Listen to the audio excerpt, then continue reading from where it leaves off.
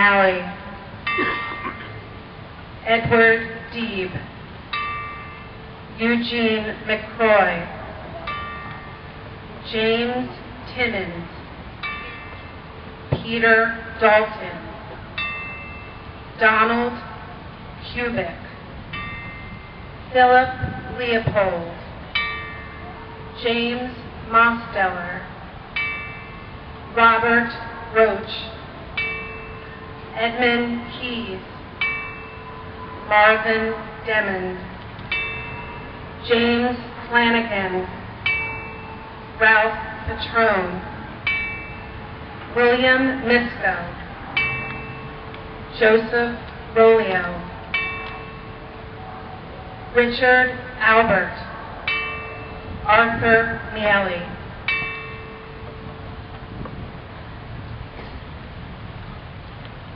Thank you, Mr. Romano and the Memorial Day Committee for allowing me to say a few words and read the names. My father, Edward Deeb, was among of the veterans named today, who passed last year on May 31st. My father came home, but not every Army veteran or military veteran came home, as Mayor Dougherty has said. To the veterans here today, thank you for your service.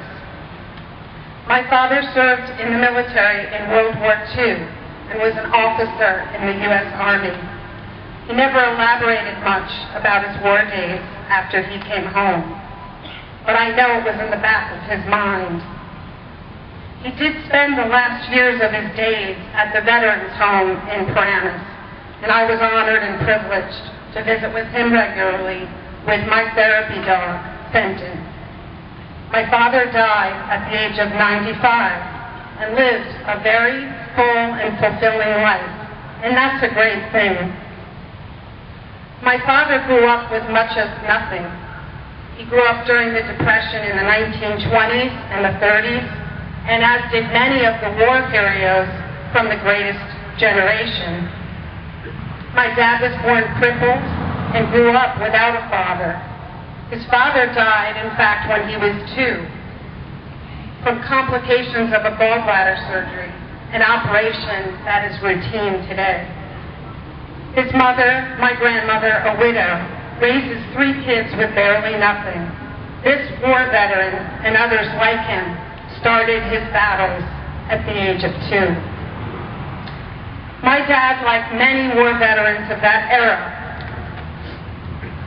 lived through real hardship and relied on a survival work ethic to scrape together food, pay the rent, and maybe, after that, have enough money to heat the apartment. These veterans knew the value of a buck. Despite growing up with these and other hardships, my dad and others of that generation never thought twice about serving this great country.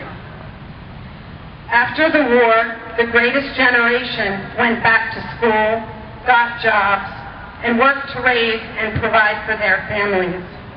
Loyalty was woven into the fabric of the greatest generation, as was focus, discipline, and courage. My dad and many others spent their working careers dedicated to a single company. They worked up the corporate ladder, and they played an integral role in building the overall wealth of our great nation. They became CEOs, Sunday school teachers, Little League coaches, councilmen, lawmakers, and even some great politicians. They changed and formed our country to what it is today.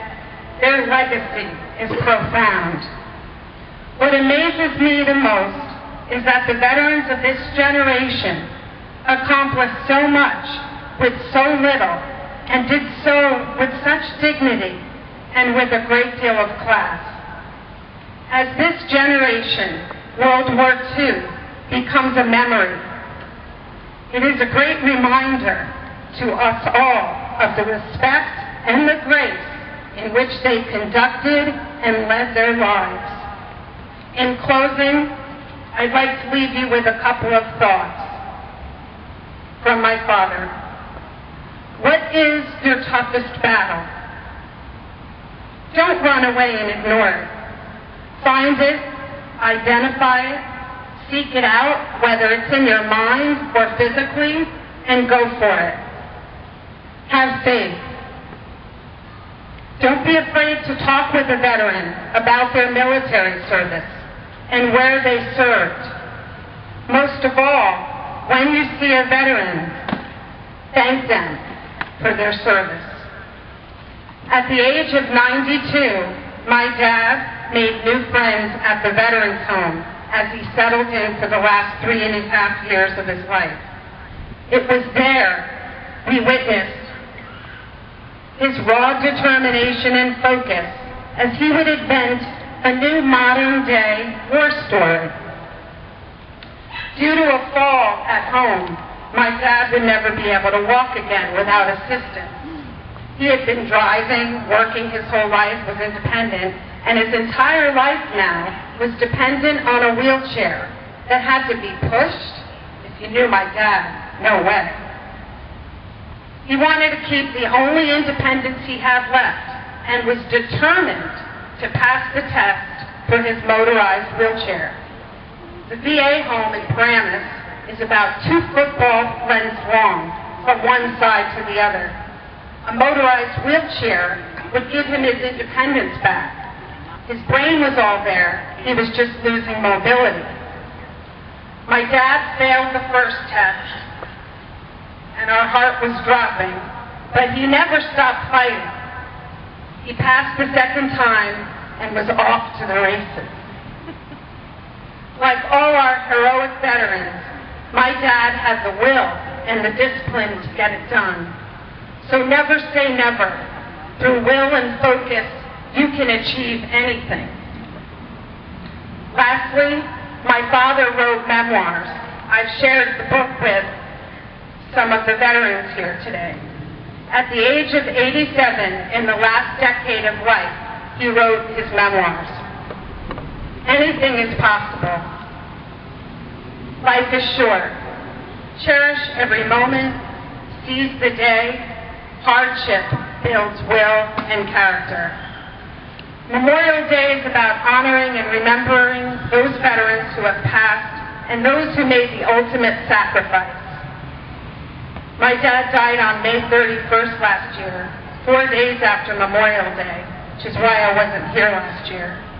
As I reflect today, Memorial Day, there is and always will be gratitude in my heart. May God bless our veterans, America, and the town of Morristown. Thank you.